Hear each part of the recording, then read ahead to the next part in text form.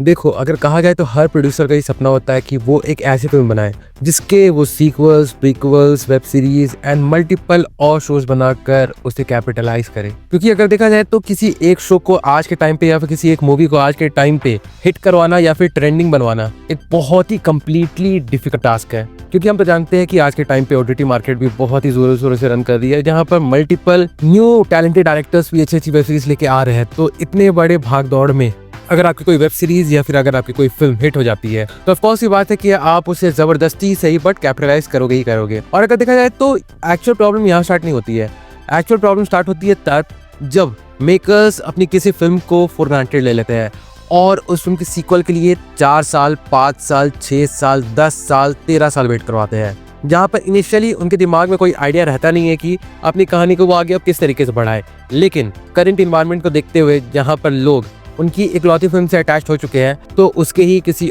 और कैरेक्टर को लेकर स्पिन ऑफ या फिर इसकी सीक्वल या फिर उसकी प्रीक्वल के लिए तैयारी की जा रही होती है, जिसमें ऑफ कोर्स वक्त लगता है। लेकिन यही वक्त एक्चुअली में ऑडियंस का इंटरेस्ट मार देता है। लाइक एग्जांपल के तौर पे मैं आपको बताता हूँ, भले ब्रह्मास्त्र पार्ट 1 कितनी बुरी फिल्म थी एंड भले उस फिल्म ने कितनी ही कम बॉक्स ऑफिस कलेक्शन किए, लेकिन फिर भी फॉर द पार्ट 2 मतलब फॉर द फिल्म देव एक सॉर्ट ऑफ एक्साइटमेंट थी कि इस कहानी को आगे किस तरीके से कैरी करने वाले हैं। लेकिन करंट टाइम को देख के ऐसा लग ही नहीं रहा है कि अब वो फिल्म अगले कम से कम 2-3 साल और तक बन सकती है। जहां पे ब्रह्मास्त्र पार्ट 1 आई थी सितंबर 2022 में और उसके बाद खुद अयान मुखर्जी ने सामने आके बताया था कि उनकी इस फिल्म की सीक्वल और थर्ड पार्ट आएगी कब 2026 और 2027 में, जहां पर ब्रह्मास्त्र पार्ट 2 या फिर कह सकते हैं ब्रह्मास्त्र देव आने वाली थी दिसंबर 2026 में एंड ब्रह्मास्त्र पार्ट 3 आने वाली थी दिसंबर 2027 में। लेकिन हम जानते हैं कि इस फिल्म की शूटिंग क्या है, इस फिल्म का अभी तक कोई ड्राफ्ट भी कंप्लीट नहीं हुआ है। एंड वॉर 2 के फेलियर के बाद इस चीज की तो उम्मीद लगभग खत्म ही हो गई है कि ये प्रोजेक्ट आगे बढ़ेगा। इवन दो रणवीर कपूर ने भी एक इंटरव्यू में इस फिल्म के बारे में बात किया था और उन्होंने कहा था, पर चलो ये तो एक ऐसे फिल्म के बारे में बात हो गई जो कि बॉक्स ऑफिस पे बहुत अच्छा पुल नहीं दिखा पाई थी। लेकिन उससे बढ़ के हम बाकी सारी फिल्मों की बात करें, जहां पे सबसे पहले नाम मैं लेना चाहूंगा क्रिश 3 का। जैसे हम जानते हैं Krrish 3 was a super hit at the box office, लेकिन अभी तक उस फिल्म की सीक्वल कब रिलीज होगी, कब बना शुरू होगी, इसके बारे में हमें कोई आइडिया नहीं है। भले बीच बीच में खबरें उठती रहती है कि इसके साथ सिद्धार्थ आनंद का नाम जुड़ गया तो आप सिद्धार्थ आनंद में भी इस फिल्म को डायरेक्ट करेंगे। उसके बाद यस सर प्रोडक्शन वालों ने सामने आकर कहा कि हम इस फिल्म को प्रोड्यूस करेंगे, लेकिन उसके बाद उस चीज़ में भी अड़चनें आ गई। अब इस बात की कोई गारंटी नहीं कि क्रिश 4 एक्चुअली में बनना कब शुरू होगी। मे बी तब जब क्रिश का फॉर्मूला ही आउटडेटेड हो जाएगा या फिर क्रिश का कैरेक्टर ही हमेशा वैसे के लिए भुला दिया जाएगा। उसके बाद मे बी मेकर सोचेंगे कि हमें इस फिल्म के पीछे भी काम करना चाहिए। अब देखो, मैं भी इस बात से एग्री करता हूँ कि क्रिश को हार्डबॉडी में नहीं बनाना चाहिए, लेकिन 2013 और 2026 के बीच में 13 साल का डिफरेंस आता है। अब इतना लंबा गैप भी किसी वे में तो जस्टिफाइड नहीं किया जा सकता है और यहीं पर से शुरू होता है किसी एक ऑलरेडी बहुत अच्छी फिल्म को फॉर ग्रांटेड ले लेना। और चलो, हम क्रिश की भी बात क्यों ही कर रहे हैं, मैंने तो क्रिश के बारे में ऑलरेडी एक डिटेल वीडियो बना दिया है जहाँ पर मैंने बात किया है कि क्या क्या दिक्कतें आ रही है और शायद हमें 2030 से पहले क्रिश का अगला पार्ट देखने को नहीं मिल सकता है। लेकिन चलिए, इसके बाद हम एक ऐसी फिल्म की तरफ आते हैं जिसकी सीक्वल के लिए लोग डेफिनेटली एक्साइटेड है। एंड हाँ जी, मैं बात कर रहा हूँ एनिमल मूवी की नेक्स्ट पार्ट की। इसका नाम रखा गया है एनिमल पार्क। अब भले मैं भी इस बात को मानता हूँ कि मैंने जब इस फिल्म को थिएटर में देखा था तो मुझे इस बात की उम्मीद नहीं थी कि फिल्म के एंड में हमें कोई पोस्ट क्रेडिट सीन देखने को मिलेगा। भले फिल्म में कई सारे सीन्स थे जिन्हें वर्बली मतलब थ्रू कन्वर्सेशन में बताया गया था कि ऐसे ऐसे कैरेक्टर्स भी एग्जिस्ट करते हैं,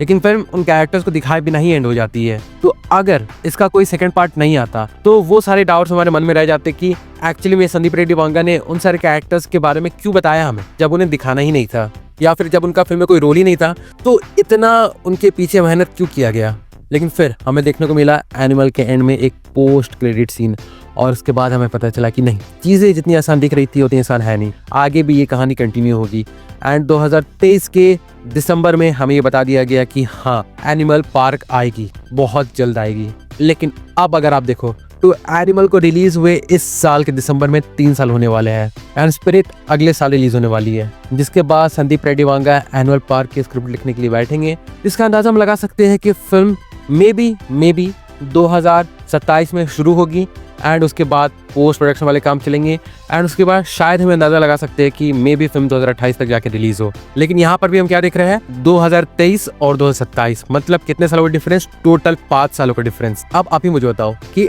अगर कोई ऑलरेडी एक ऐसा फिल्म तैयार है जिसके लिए ऑडियंस बहुत ज्यादा एक्साइटेड है एंड उस फिल्म को निकले बहुत ज्यादा वक्त नहीं हुआ है, लेकिन फिर भी उसके सेकंड पार्ट के लिए इतना ज्यादा वेट करवाना, वो तो किसी भी वे में जस्टिफाइड नहीं लगता है। अभी वक्त है, अभी रणबीर कपूर का भी बहुत अच्छा टाइम चल रहा है। एनिमल मूवी को लेके अभी तक कंट्रोवर्सी क्रिएट होते रहती है, लोग एनिमल को लेके मल्टीपल थ्योरीज तो बनाते रहते हैं, बट स्टिल हमें कोई आइडिया नहीं कि फिल्म लिटरली कब रिलीज होगी। ऐसा भी हो सकता है कि स्पिरिट के बाद संदीप रेड्डी वांगा एनिमल पार्क को छोड़ के किसी और फिल्म की तरफ चल जाए, क्योंकि एनिमल पार्क आज के टाइम पे एक ऐसी फिल्म बन गई है जो कि एक सेफ प्ले होने वाला है। मान लो अगर ऐसा हुआ कि संदीप रेड्डी वांगा की कोई फिल्म फ्लॉप हो गई या फिर उस तरीके से परफॉर्म नहीं कर पाई जिस तरीके से संदीप रेड्डी वांगा की पिछली फिल्मों ने किया है, तो वो उसके बाद जा सकते हैं एनिमल पार्क की तरफ, जहां पर ऑडियंस ऑलरेडी उस फिल्म के लिए एक्साइटेड रहेगी। एंड ये अनाउंसमेंट सुनने के बाद कि संदीप रेड्डी वांगा अब एनिमल पार्क पे काम शुरू कर दिए हैं, लोग उनकी तरफ वापस खींचे चले जाएंगे। एंड ऐसा ही होता है, कई सारे फिल्म मेकर्स अपनी किसी एक बहुत ही ऑलरेडी स्टैब्लिश्ड फिल्म की सीक्वल को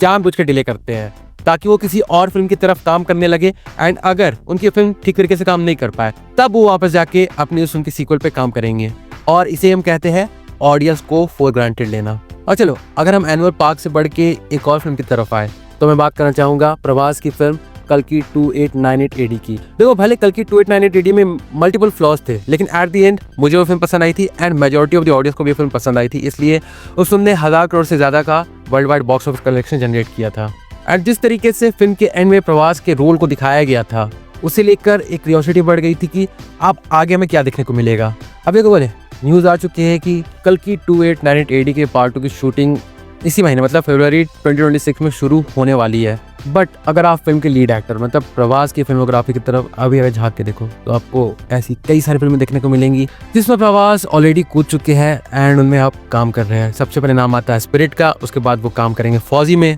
उसके बाद तो सलार पार्ट 2 की शूटिंग शुरू होने वाली है, ऐसे रूमर्स भी आए हैं। तो उसी बीच वो कल्कि 2898 AD में काम करेंगे और ये फिल्म इस साल या फिर अगले साल के स्टार्टिंग में रिलीज हो जाएगी, ऐसे भी अनुमान लगाए जा रहे हैं। But I am not sure कि ऐसा कुछ होने वाला है, क्योंकि सबसे पहले तो हम जानते हैं कि इस फिल्म की लीड हीरोइन मतलब दीपिका पादुकोण ने इस फिल्म से अपने हाथ पीछे खींच लिए, या फिर हम कह सकते हैं कि जिस तरीके से मेकर्स ने बताया कि उन्होंने दीपिका पादुकोण को इस फिल्म से आउट कर दिया है। तो उसके बाद वो इस फिल्म की कहानी को किस तरीके से आगे कैरी करेंगे वो देखना सच में काफी ज्यादा इंटरेस्टिंग होगा, जिसके चलते हम कह सकते हैं कि फिल्म के लिए डिले तो होने ही वाला है। उसके बाद अगर हम कल्कि 2898 AD पार्ट 1 की बात करें तो पार्ट 1 में अगर देखा जाए तो जो मेजर रोल था वो प्रभास और अमिताभ बच्चन इन दो कैरेक्टर्स के बीच में डिवाइडेड था, लेकिन कल्कि 2898 AD पार्ट 2 यहाँ पर जो मेजर फोकस होगा वो प्रभास के कैरेक्टर पर ही होगा। एंड अभी के टाइम पे जब वो इतनी सारी फिल्में कर रहे हैं साइमल्टेनियसली, तो मुझे कम से कम इस चीज की उम्मीद काफी कम लगती है कि ये फिल्म अपनी शूटिंग शेड्यूल को इस साल खत्म कर पाएगी एंड अगले साल के स्टार्टिंग में रिलीज हो पाएगी। पर फिर भी चलो अगर देखा जाए और कंपेयर किया जाए बाकी सारी सीक्वल्स के साथ अगर इस फिल्म को, तो इस फिल्म ने कम से कम अपने मोमेंटम को काफी अच्छे तरीके से बरकरार रखा है।